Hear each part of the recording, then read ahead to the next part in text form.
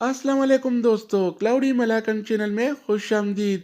Saudi अरब के शहर रियाज में मोबाइल शॉप में लूटमार की एक वीडियो वायरल हो गई है।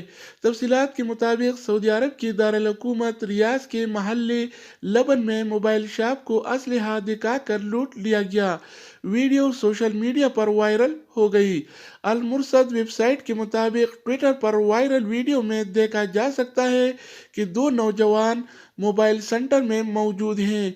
उनमें से एक के हाथ में बोगदा है और दूसरे के पास पिस्तौल है। वीडियो में मोबाइल सेंटर का एक कारकुन भागता हुआ नजर आ रहा है, जबकि एक मुसल्लह शख्स इसका पीछा कर रहा है।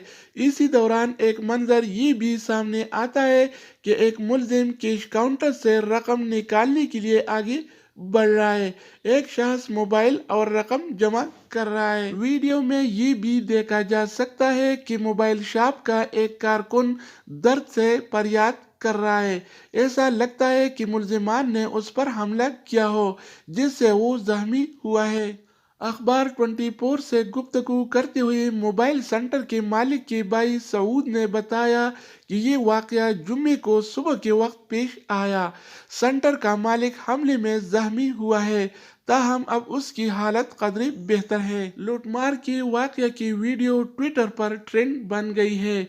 सारिफीन की जानिब से मुतालिबा किया जा रहा है कि सिक्योरिटी अहलकार वीडियो के जरिए हमलावरों की शनाख्त करके उन्हें गिरफ्तार करे। मोबाइल शॉप पर हमलावर 2 लाख रियाल मालियत के मोबाइल और नकदी छीन कर ले गए हैं। तो दोस्तों, ये थी अब तक की ताज़ा तरीन मालूमात। दूसरे वीडियो के साथ दोबारा मिलेंगे, तब तक खुदा।